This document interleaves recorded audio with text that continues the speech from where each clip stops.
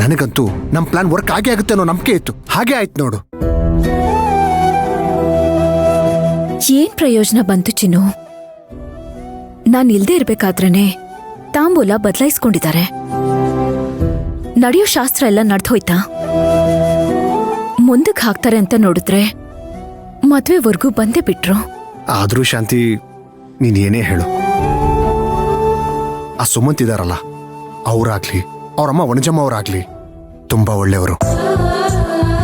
ಯಾಕೆಂದ್ರೆ ನಮ್ ಯಜಮಾನ್ರವರು ಅಕ್ಕ ಮತ್ತೆ ಬಾವ ಮಾತಾಡೋರು ಮಾತನ್ನ ಕೇಳಿಸ್ಕೊಂಡ್ಬಿಟ್ಟಿದ್ರೆ, ಬೇರೆ ಯಾರಾದ್ರೂ ಆಗಿದ್ದಿದ್ರೆ ರೀ ನೀವು ಬೇಡ, ನಿಮ್ಮ ಮನೆ ಹೆಣ್ಣು ಬೇಡ ಅಂತ ಹೊರಟೋಗ್ಬಿಟ್ಟಿರೋರು.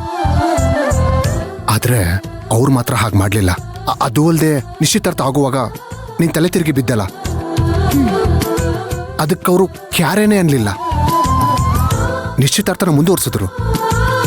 ಬೇರೆ ಕಡೆ ಆಗಿದ್ದಿದ್ರೆ ನೀನ್ ಈ ತರ ಬಿದ್ದಿಯಲ್ಲ, ಅದನ್ನ ಅಪಶಕನ ಅಂದಿರೋರು. ಆದ್ರೆ ಅವರು ಇದ್ಯಾವುದಕ್ಕೂ ತಲೆ ಕೆಡಿಸ್ಕೊಳ್ಳಿಲ್ಲ. ಇರ್ಲಿ ಬಿಡಿ, ದೃಷ್ಟಿಯೆಲ್ಲ ಹೋದಂಗಾಯ್ತು ಅಂತ ಹೇಳೇ ಬಿಟ್ರು.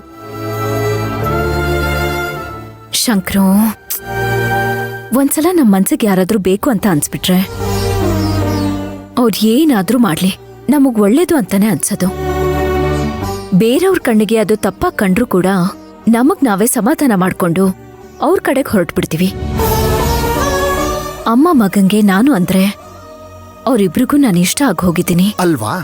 ಅದೇ ತರ ಬೇಡ ಅಂತ ಅನ್ಸ್ಬಿಟ್ರೆ ಏನೇ ಒಳ್ಳೇದ್ ಮಾಡಿದ್ರು ಅದು ಬೇಡ ಅಂತಾನೆ ಅನ್ಸುತ್ತಲ್ವಾ?